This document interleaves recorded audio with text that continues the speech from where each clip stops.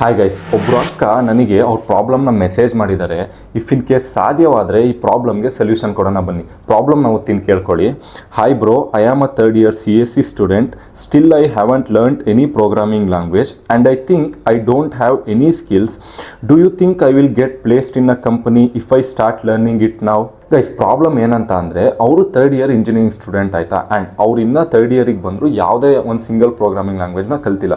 So ಅವ್ರೇನು ಅನ್ಕೋತಾ ಇದ್ದಾರೆ ಅಂತ ಅಂದರೆ, ನಾನು ಈಗ ಥರ್ಡ್ ಇಯರಿಗೆ ಬಂದಿದ್ದೀನಿ, ನಾನು ಯಾವುದೇ ಒಂದು ಪ್ರೋಗ್ರಾಮಿಂಗ್ ಲ್ಯಾಂಗ್ವೇಜ್ನ ಕಲ್ತಿಲ್ಲ, ನಾನು ಕಂಪ್ನಿಗೆ ಪ್ಲೇಸ್ ಆಗ್ಬೋದಾ ಇಫ್ ಐ ಸ್ಟಾರ್ಟ್ ಲರ್ನಿಂಗ್? ಅಂದರೆ ನಾನು ಇವಾಗ ಕಲಿಯೋದಕ್ಕೆ ಸ್ಟಾರ್ಟ್ ಆದರೂ ಪ್ಲೇಸ್ ಆಗ್ಬೋದಾ? ಸೊ ಅಕ್ಕ ಸೊಲ್ಯೂಷನ್ ಏನಂತ ಅಂದರೆ, ಫಸ್ಟ್ ಒಂದು ಮಾತು ಹೇಳ್ತೀನಿ ಕೇಳಿ.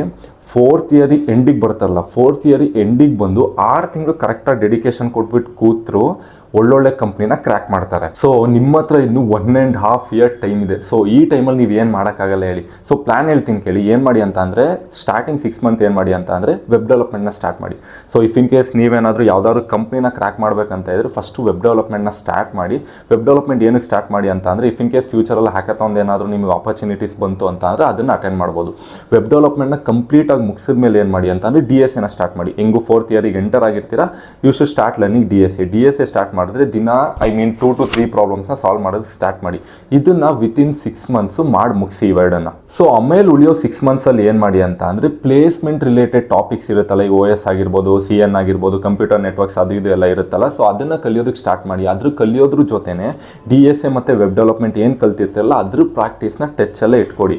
ಆ್ಯಂಡ್ ಏನು ಮಾಡಿ ಅಂತ ಅಂದರೆ, ಲಾಸ್ಟ್ಗೆ ಆಪ್ಟಿಟ್ಯೂಡ್ ಮತ್ತು ಈಗ ಮಾಕ್ ಇಂಟರ್ವ್ಯೂ ರೌಂಡ್ ಎಲ್ಲ ಇರುತ್ತಲ್ಲ, ಅದನ್ನು ಈ ಲಾಸ್ಟ್ 6 ಮಂತ್ಸಲ್ಲಿ ಮಾಡಿ. ಸೊ ಇಷ್ಟನ್ನೇನಾದರೂ ನೀವು ಕರೆಕ್ಟಾಗಿ ಇವತ್ತಿಂದ ಸ್ಟಾರ್ಟ್ ಮಾಡಿದ್ರಿ ಅಂತ ಅಂದರೆ 1.5 ಇಯರ್ಸಲ್ಲಿ ನೀವು ಒಳ್ಳೆ ಕಂಪ್ನಿಗೆ ಪ್ಲೇಸ್ ಆಗ್ಬೋದು. ಗೈಸ್, ಇದೇ ಥರ ನಿಮ್ಮದು ಏನಾದ್ರು ಪ್ರಾಬ್ಲಮ್ ಇತ್ತು ಅಂತ ಅಂದರೆ ನನಗೆ ಸಪ್ರೇಟಾಗಿ ಮೆಸೇಜ್ ಮಾಡಿ. ಇಫ್ ಇನ್ ಕೇಸ್ ಆ ಪ್ರಾಬ್ಲಮ್ ಏನಾದ್ರು ನಾನು ನೋಟ್ ಮಾಡಿದೆ ಅಂತ ಅಂದರೆ ಇದೇ ಥರ ರೀಲ್ ಮಾಡಿಬಿಟ್ಟು ಅದಕ್ಕೆ ಸೊಲ್ಯೂಷನ್ನ ಕೊಡ್ತೀನಿ.